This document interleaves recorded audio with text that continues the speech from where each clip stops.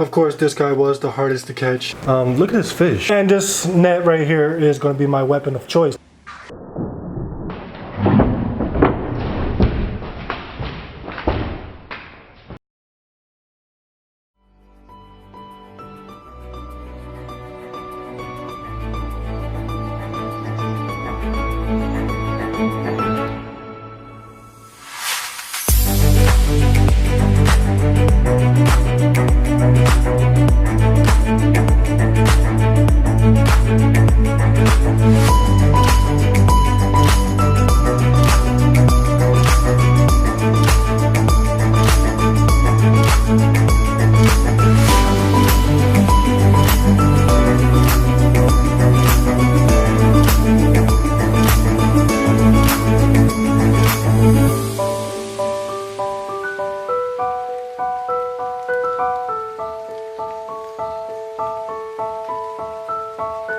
Hey everyone, this is DWS Darius and welcome to another day in a fish room.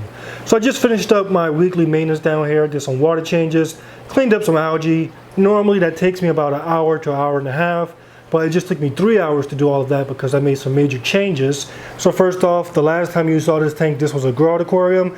This is now my 55-gallon native aquarium. So far I only have my pumpkin seed sunfish. He used to live inside this 75-gallon aquarium. But I said that being that he was the only fish, let me just put him in a smaller tank, not too small. It's still 4 feet, which is ideal for this pumpkin seed. He's only going to get to about 8 inches, if that. And then I have some native community fish that I'm going to put with him that I already caught. They're in the backyard pond, but eventually I'm going to toss them in there. So now these grow outs have 20 more gallons. I have in quarantine some more fish to add to this grow out aquarium. So yeah, a lot of stuff was done with this water change. And I'm not done yet. Now I got to make some changes to my 350-gallon aquarium.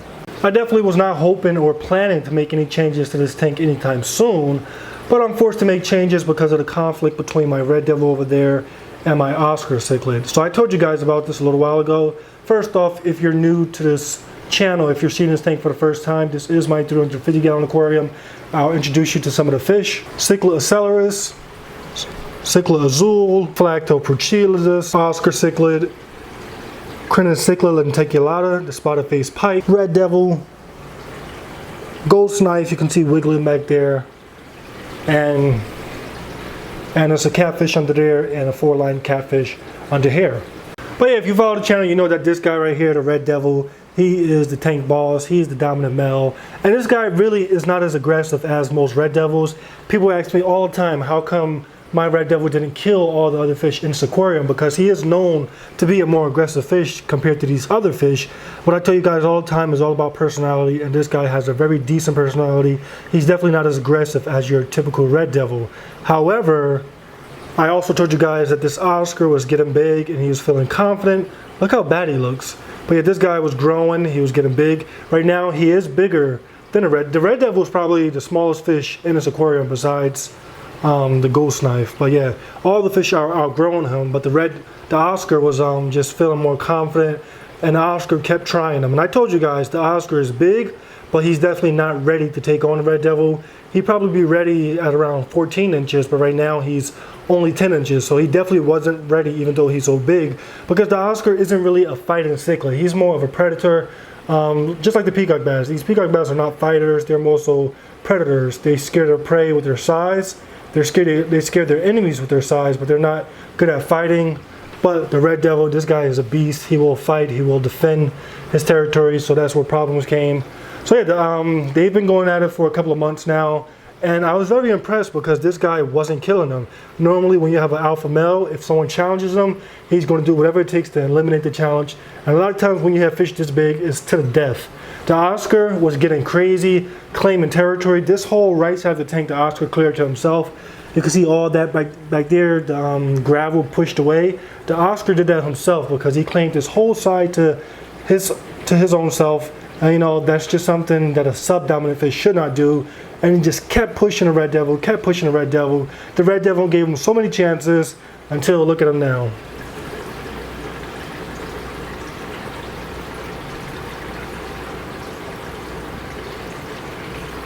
So yeah, he has some torn fins, a lot of missing scales. The red devil does have like a few missing scales off his nuchal hump, but I think that's all self-inflicted. When he was attacking the red devil, he probably ran into some rocks, into some driftwood. But yeah, this Oscar is not looking good. Now, he's not at the point of death, once again showing how good this red devil is, because this red devil could have been on him until he killed him, but he laid back.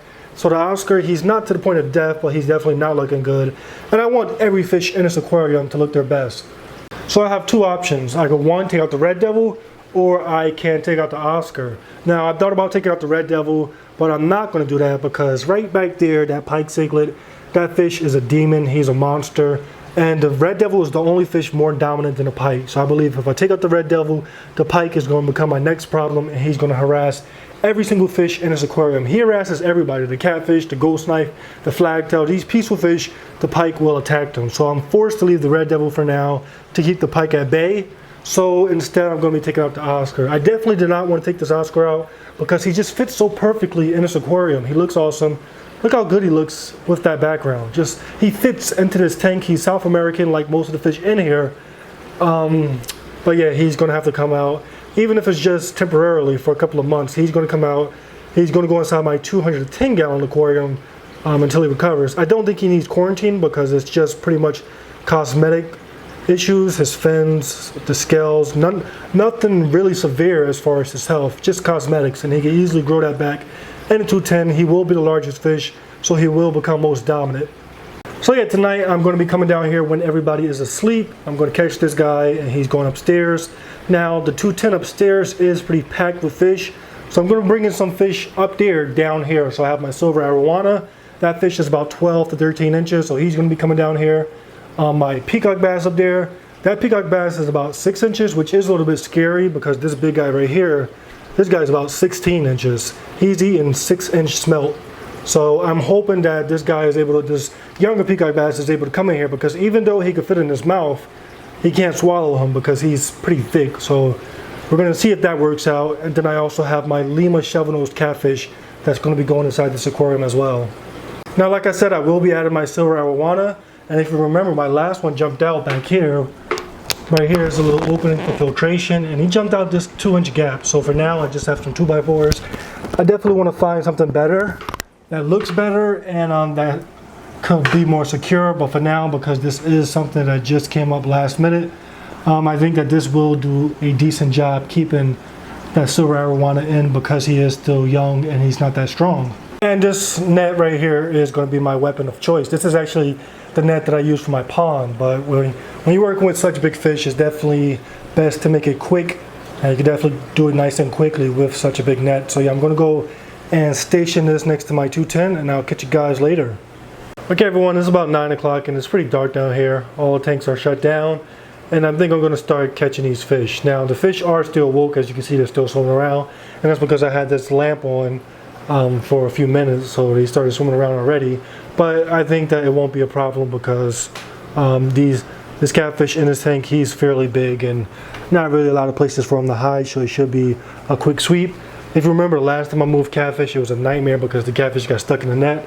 So I'm going to be using one of these regular fish nets, and I believe that because the holes are so small and so fine, the catfish shouldn't get stuck in here. So he's going to be the first one to be transferred.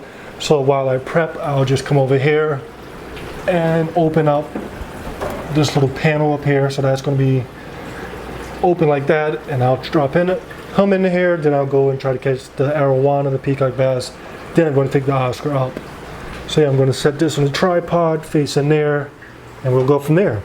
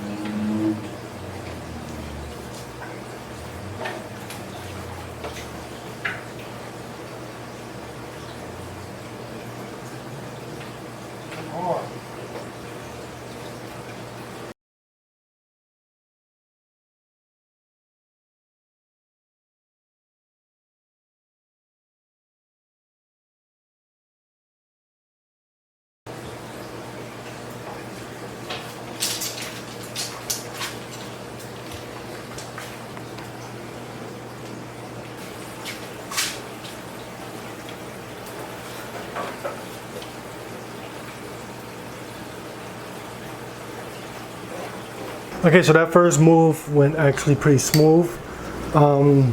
You probably can't see anything, but that white stomach, that's some right there. You can see the other catfish in the bag because they are more active now that the lights are off.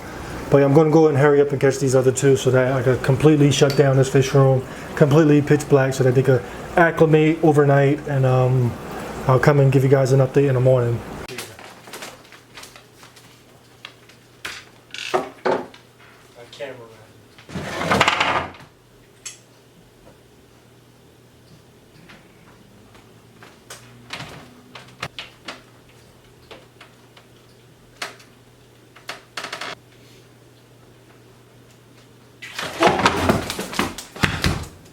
Fish, come on. Fish out. Welcome. Fish.